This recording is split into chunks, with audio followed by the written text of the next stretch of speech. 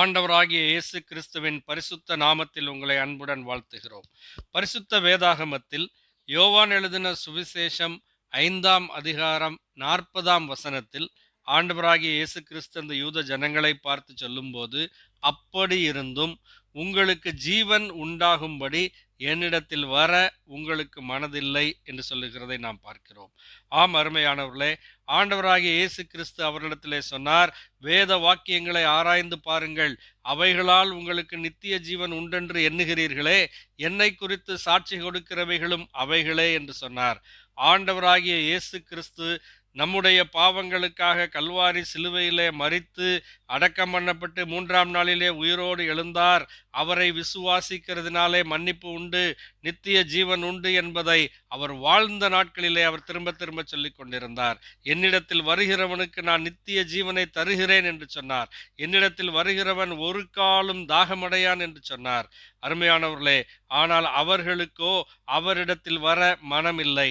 யோவான் எழுதின சுவிசேஷம் 3ஆம் அதிகாரத்திலே ஆண்டவராகிய இயேசு கிறிஸ்து அதை குறித்து அவரிடத்தில் பேசும்போது, அவரை விசுவாசிக்கிறவன் ஆக்கினைக்குள்ளாக தீர்க்கப்படான், விசுவாசியாதவனோ தேவனுடைய ஒரே பேரான குமாரனுடைய நாமத்தில் விசுவாசம் உள்ளவனாய் இராதபடியினால் அவன் ஆக்கினை தீர்ப்புக்கு உட்பட்டாயிற்று என்று தெளிவாக சொன்னார்.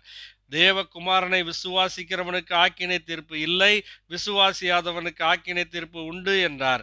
நீங்கள் என்னை விசுவாசிக்க மறுக்கிறீர்கள், ஆகவே நித்திய ஜீவனை பெற்றுக்கொள்ள உங்களுக்கு விருப்பமில்லை.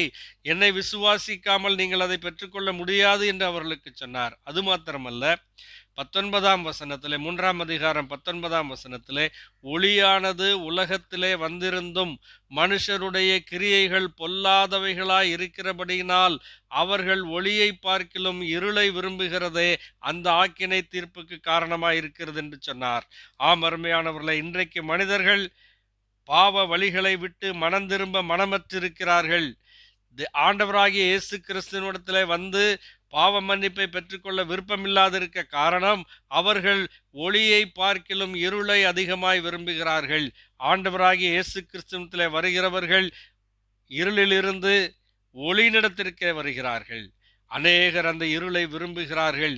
இந்த உலகத்தின் பாவ சந்தோஷங்களை, இந்த உலகம் தருகிறதான பாவ வருமானங்களை, இந்த உலகம் தருகிறதான பாவ ஆசாபாசங்களை, அசுத்தங்களை, அருவருப்புகளை விரும்புகிறதினாலே பரிசுத்தம் நிறைந்த தேவனிடத்திலே ஒளியினிடத்திலே வர விருப்பமில்லாதிருக்கிறார்கள் என்று சொல்லுகிறார். அருமையானவர்களே, நாம் அப்படி இருக்கக்கூடாது. நமக்கு நித்திய ஜீவன் வேண்டுமானால் ஆண்டவராகிய இயேசு கிறிஸ்துவினிடத்திலே வர வேண்டும். எல்லோரும் என்னிடத்திலே வாருங்கள் என்று சொல்லி அழைக்கிறார். ஆணிகள் பாய்ந்த கரங்களை விரித்து அன்பாய் அழைக்கிறார். மகனே, மகளே, உன் பாவத்துக்காக சிலுவையிலே நான் ஜீவனை விட்டேன். உன் பாவத்துக்காக நான் சிலுவையிலே ஆணிகளினால் அடிக்கப்பட்டு, ரோம போர்ச்சேவரின் வாரின் அடிகளினாலே அடிக்கப்பட்டு, சிரசிலே முள்முடி சூடப்பட்டு, வேதனை நிறைந்தவனாய் நான் மரணத்தை சந்தித்தேன்.